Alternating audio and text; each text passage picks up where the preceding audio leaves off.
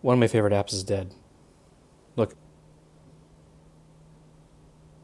In this episode, I'm going to talk about Beme Panels from the perspective of an app developer and why some of the ideas that went into this app are so important and relevant to today's society.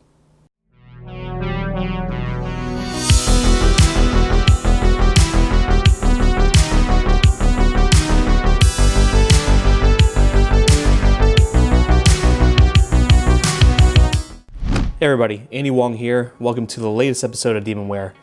Demonware is a show regarding the progress of my graphic novel, which shares the same name, as well as things that are going through my headspace regarding technology and society. So before I get into the subject of today's episode, I need to give a quick overview on Beme the company before I get into the subject of Beme Panels. So Beme was formed 4 years ago in 2014 by YouTube star Casey Neistat and former VP of engineering at Demonware, Matt Hackett. The first iteration of Beme was an app that was a Snapchat alternative where you use the proximity sensor on your cell phone like this. This is what sharing on Beme looks like. There's no staring at the phone. You just hold it to your chest and it records, and then it's posted. So while the initial downloads of the Beme app were really high, it quickly tapered off, and eventually Beme was not successful. And I think the trouble that we're seeing, certainly we saw at Beme, that they're seeing with spectacles, and that I think every single live platform, none of which have truly succeeded yet, is because they don't address that struggle for interestingness. We were wrong. It got boring quickly. Watching people's raw lives got boring quickly. Fast forward a bit, Beme is trying to stay afloat and quickly grabs the attention of CNN, and CNN is really interested in the technology and media talent at Beme. The reason being that they want to see if there's a way they could work on attracting a younger and wider audience to news media. So during the negotiation process, Beme created a concept app called Exit Poll, which collected data and metrics regarding who voted for who in the 2016 presidential election in the US.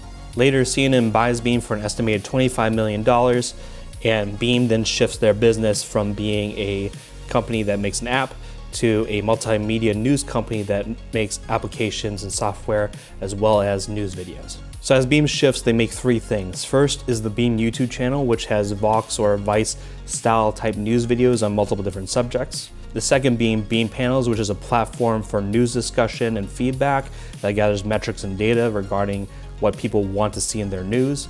The third is Wire, which is a machine learning platform for journalists to cover live news. Co-founder Matt Hackett mentions that Wire is a key part of what CNN is building for mobile. So what happened next? So over 6 months and over 35 videos later, Casey Neistat and Matt Hackett announced that they're leaving Beme. The majority of the team at Beme will be staying and absorbed by CNN, and some people would be departing with large severance packages. So Casey mentioned in a video that he later re-edited and re-uploaded that it was not because of any conflict between him and CNN. It was more the fact that he had some problems interacting with the Beme team and standing in the way of their talent and success. This would be a much easier video to make if I could say that CNN fired me or that I quit from CNN. Neither of those things are the truth. The reality of the situation is I've been struggling there for a while. They've been struggling with me for a while. And collectively, we just decided this was the smartest way to move forward. So now we're caught up, and that leads to Beme Panels. What happens next? Shortly after the announcement that they're being absorbed by CNN and that the founders are leaving the company, that they're going to close down Beme Panels. From a business and development standpoint, I completely understand why they're doing this. Beme was likely focused on too many things, including the YouTube channel, the Beme Panels app, and the Wire application, as well as some other projects we might not know. Regarding the Beme YouTube channel, the channel currently has over 8 million views, as well as over 280,000 subscribers. But compared to their competitors, they seemed like they were trying to catch up to their stride, but they're still quite behind. So on the development side, the public-facing Beme application seemed like it was lagging behind a little bit.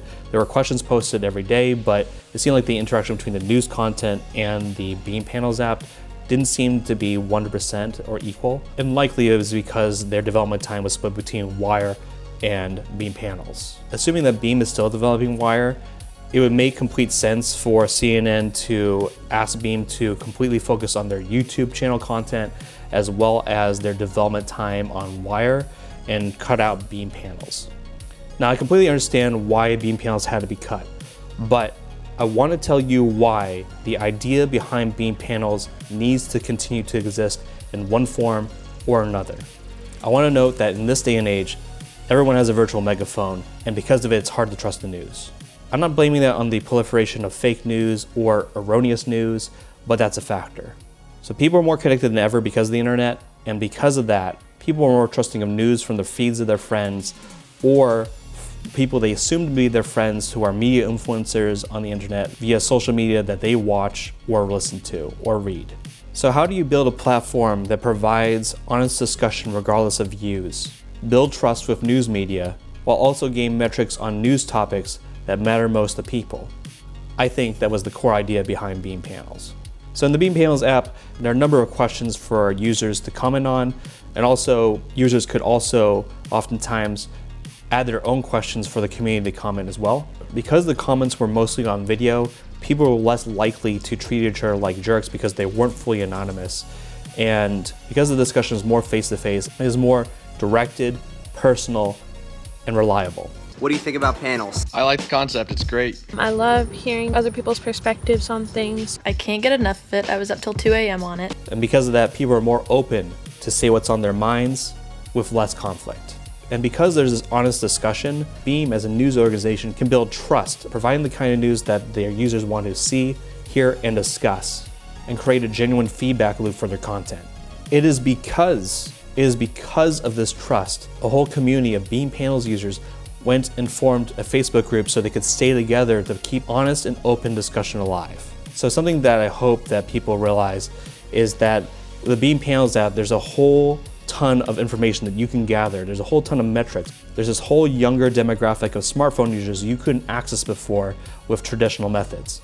When there's an opportunity to put money and development time back into Beme Panels, they should definitely reboot it, because I feel that the core idea of panels provides so much worth that they cannot ignore it. Otherwise, some other group or organization is going to copy that idea and they're going to handle it better or worse.